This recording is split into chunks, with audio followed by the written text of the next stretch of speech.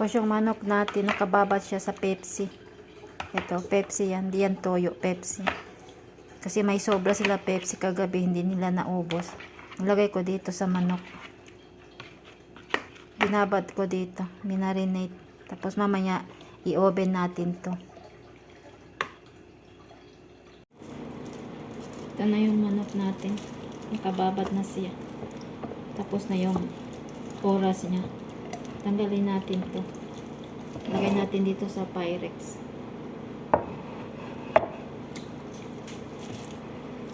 Tapos itong mga onion, tanggalin natin. Lagay natin dito sa tiyan ng manok. Lagay natin dito sa tiyan ng manok. Pati isang sibuyas, lagay natin dito.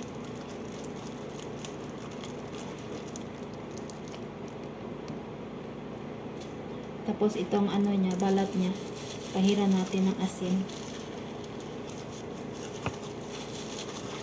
Pahiran natin siya ng asin yung balat.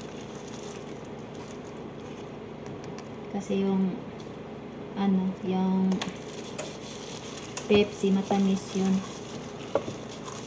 Lagyan natin ng asin ng skin ng manok.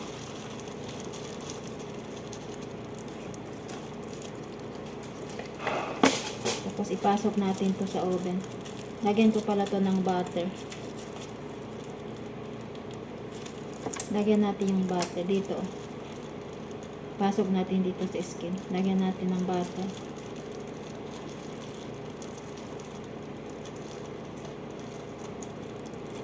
Tapos ipasok na natin to sa oven. Takpan pala natin to. Takpan natin to. Bago natin i-fold, lagyan natin to. Tapos fold. Tapos ipasok natin to sa oven.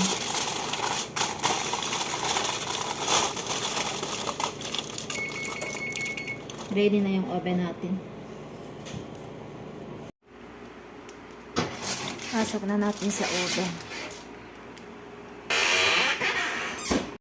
Ito yung manok. Yung manok ko, nawala na yung paa. Nahalin na. Kinain na ang dalawang paa. Ito mamaya ito. Mamaya na ito ni Amo. Pang 2:30. Kakainin niya. Kaya nagluto ako isang beses na lang. Ito ang kakainin niya. Ang dalawang paa, kinuha na niya. Masarap to, sabi ni Amo. Masarap.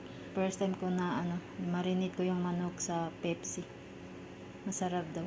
Kaya i-try natin lutuin natin ulit ganito. Kasi nasarapan nila. Salamat sa panonood.